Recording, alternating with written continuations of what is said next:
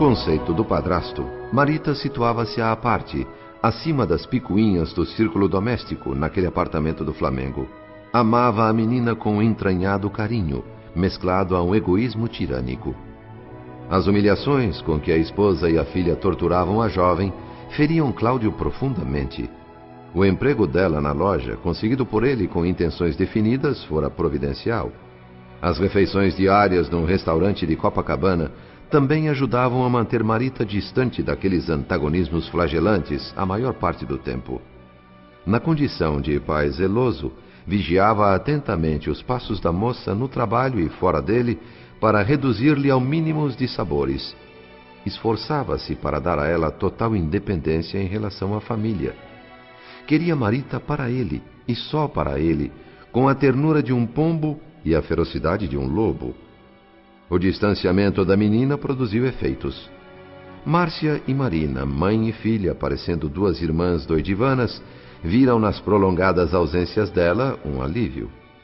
Não conseguindo dobrar-lhe o caráter, pelo menos sentiam-se livres para se entregarem às suas loucuras sem a fiscalização da filha adotiva. Por outro lado, a independência permitia a Marita, que não gostava de festas, cultivar sua relação afetiva com Gilberto, sem que a madrasta e Marina soubessem. Embrenhado nos raciocínios do ligeiro autoexame e sob o controle do vampirizador, prosseguia Cláudio Nogueira, mentalmente, suas considerações a respeito do jovem rival.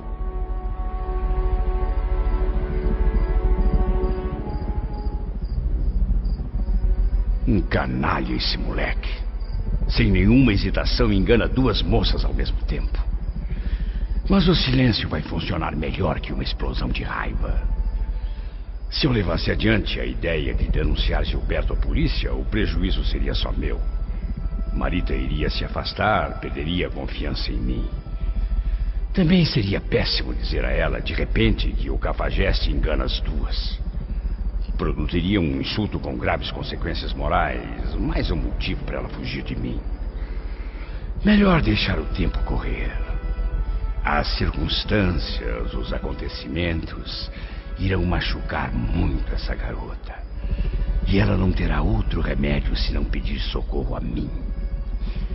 O cansaço e a desilusão irão obrigá-la a cair nos meus braços.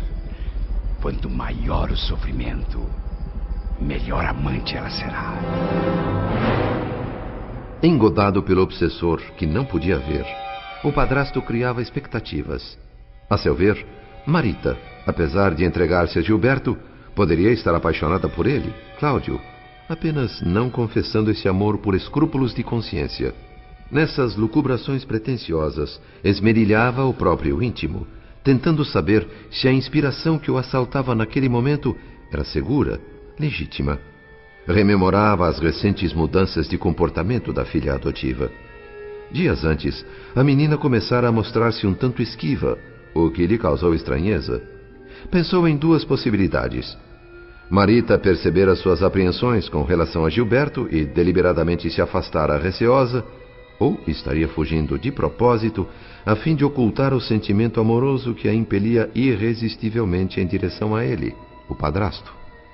O obsessor utilizava os argumentos fornecidos pelo próprio obsidiado como munição para arrasar suas últimas resistências.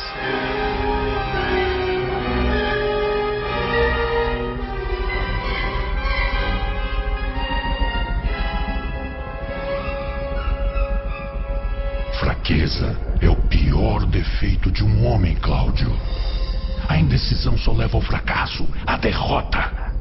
Até hoje você vem represando à custa de muito sofrimento essa paixão intensa que lhe transborda do peito. Será que não atingiu ainda o limite do enigma? Pretende sofrear-se até a loucura? A iniciativa no amor não cabe à mulher. Já disse um filósofo: prazer sem conquista é bife sem sal. Adiante, homem, adiante. Pense no cigarro na vitrine, ele não escolhe comprador. Mulher é a mesma coisa. Marita é como outra mulher qualquer. Carne é flor desabrochada na terra do espírito, só isso. Ao cultivador não interessa a formação do canteiro, nem o que está no fundo da planta. Já dizia Salomão que tudo é vaidade, e eu acrescento que tudo é ignorância. O sábio enxerga claramente na superfície das situações e das coisas. Flor que ninguém colhe é perfume que se perde. Amor desperdiçado é pétala no estrume, rosa murcha, enfeite para o chão, carne sem viço, adubo para a erva. Aproveite, amigo. Aproveite já. Agora. No semblante do hipnotizador, a sede de volúpia. Olhar penetrante, enérgico, esquadrinhava o íntimo do companheiro, à caça de mais recursos para o fortalecimento da posse magnética. Usava de todos os expedientes. Se fossem úteis, exumava antigos vícios do obsidiado. Repetia, martelava ordens. Aquele perseguidor não era vagabundo acidental. Astucioso, selecionava palavras para sensibilizar o companheiro. Sabia influenciar, não empalmava o raciocínio do parceiro. Conhecia técnicas elaboradas de como explorar as paixões humanas. Com tal ansiosidade, impelia Cláudio para o ataque sexual à jovem, que especulei se essa passionalidade dele para com ela não teria raízes mais antigas. Mas a situação era de emergência e não comportava investigações desse tipo. Improvisar medidas de socorro que protegessem a menina da monstruosidade anunciada, isso era a minha tarefa no momento. O magnetizador pressionava, o magnetizado pouco resistia. Cláudio avançou 2 passos quase vencido. Ideias, contradições, estímulos e arrebatamentos entrechocavam-se no interior de seu crânio. A batalha mental esmorecia. A natureza animal ganhava espaço. O sedutor desencarnado rematava a obra. Cessou abruptamente a discussão interna. Morreram as ponderações. Rendeu-se Cláudio incondicionalmente ao vampirizador.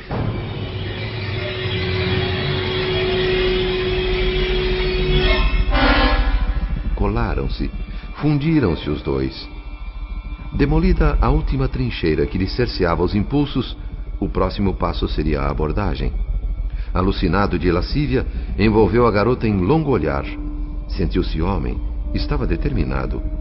Marita, afinal, era uma mulher, uma bela mulher. Acalentá-la nos braços, aquecer-lhe o peito, enxugar-lhe as lágrimas, despertar-lhe num golpe toda a ternura represada desde sempre naquele coração, no entender de Cláudio, seria um prêmio só concedido aos heróis que aprenderam a esperar sofrendo na obscuridade. Não fosse o temor da frustração e da desonra, caso a moça fugisse à sua investida, Cláudio a teria agarrado imediatamente. O olhar súplice de Marita lembrava-o de uma ave perseguida esperando piedade do caçador. Emparelhado ao companheiro infeliz, o padrasto aproximou-se da jovem com ares de protetor e voz adocicada. A intenção por trás do gesto era ultrapassar os limites da afeição pura e simples. Pelo que vejo, esse pilantra do Gilberto vem abusando, não é, filhinha? Sei que eu não devo dar palpites na sua vida afetiva, mas eu me preocupo muito. Você não nasceu para esse meninão caprichoso. Espero que compreenda. Eu não sou apenas seu pai pelo coração. Mais do que isso, eu sou também seu amigo, minha querida. Esse rapaz, não sei, não. A pequena e delicada mão de Marita, nessa altura, já estava segura por Cláudio. Mal disfarçando a lubricidade duplicada que o possuía, aumentava ao pai adotivo a liberdade das atitudes. A jovem reagiu num misto de estranheza e apreensão, mas manteve o autocontrole. Respondeu um tanto reprimida. Não, papai, eu não quero que o senhor se preocupe. Ele é muito bom. Eu é que ando nervosa. Eu choro à toa. Na verdade, a culpa é toda minha. À medida que aumentava a ousadia do pai adotivo nos olhares e atitudes inequívocas, Marita foi se dando conta da falsidade daquela conversa. Gilberto era um pretexto, não um problema. E realinhou mentalmente as impressões amargas experimentadas nos últimos meses. A mudança no trato paterno, a princípio reservada, depois óbvia. Quantas vezes percebera os olhares intensos do padrasto sobre ela, o medo que sentira nessas ocasiões. Mas conseguira manter a calma e reagir energicamente contra as próprias suspeitas. Afinal, sempre consagrara ao pai adotivo um amor respeitoso. Era uma filha reconhecida. Seria monstruoso, a seu ver, corromper sentimentos que desde a infância mantivera limpos. Mesmo diante de tais evidências, decidira rejeitar o fato de estar sendo visada por ele com propósitos indignos. Mas agora, face a face com o perigo, em tão delicada posição, que argumento poderia vencer a horrível sensação em seu espírito? O padrasto a cercava com gestos e palavras de duplo sentido. Onde buscaria forças para fugir ao assédio, repelir as investidas? Torturada ainda por um resto de dúvida, recusava-se a crer na realidade. Seu instinto de defesa, porém, acionou uma espécie de alarme, sentenciando prudência, vigilância. Como se pressentisse em espírito a presença do obsessor desencarnado, Marita reuniu forças.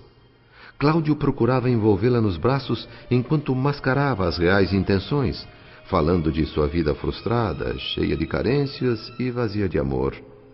Coração aos pulos, a moça comentava seus projetos afetivos, os sonhos de amor que alimentava. Tais revelações, esperava ela ingenuamente, poderiam abater os ímpetos de Cláudio. Mais uma vez eu lhe peço, papai, não se preocupe. Eu amo o Gilberto. Amo aquele moço com todo o meu coração. Confio nele. É só uma briguinha de namorados, bobagem. Acontece com todo mundo. Não se impressione com as minhas lágrimas, eu sou chorona mesmo. Tudo isso vai passar quando ele trouxer as alianças de noivado. Ah, eu noiva. Parece um sonho. Já entendi. Não precisa ficar repetindo isso. O que eu quero mesmo é que você conheça melhor a dedicação que eu lhe tenho. Mas... Mais que dedicação, devotamento. Procure me ouvir, me entender.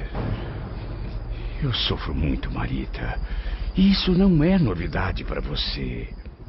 Imagine a tragédia de um homem que morre aos poucos, desolado e sozinho. Um homem que dá tudo sem nada receber. Você cresceu vendo a minha solidão, a infelicidade que sempre me acompanhou. Não sente compaixão? Impossível. Esta casa é meu deserto. Papai... Chego exausto todos os dias e não encontro sequer uma mão amiga. Márcia, sua madrasta, minha esposa, apesar da idade, não sai de festas e jogatinas.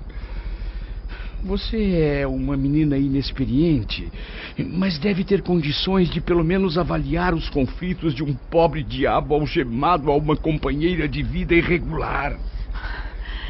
Felizmente posso dizer que hoje ela não mais consegue me ferir com isso.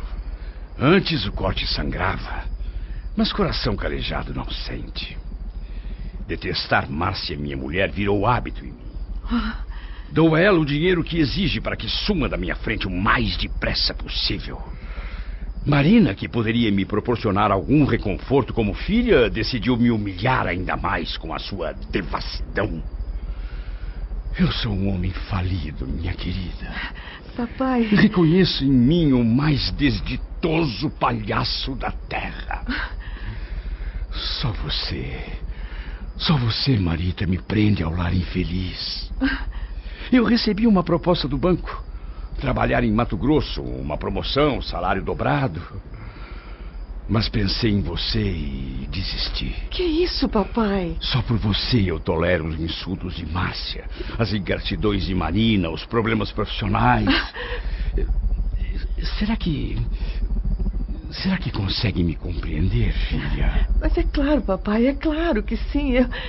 Eu entendo as dificuldades que são nossas. Nossas dificuldades. Exatamente isso, filha. As dificuldades são nossas. Mas nossas também são as esperanças e as alegrias. Ah, como eu anseio desesperadamente para que você não mais me chame de pai. O quê? Eu posso parecer um velho, mas meu coração é jovem. Marita, meu coração é jovem. Jovem e inteiramente seu.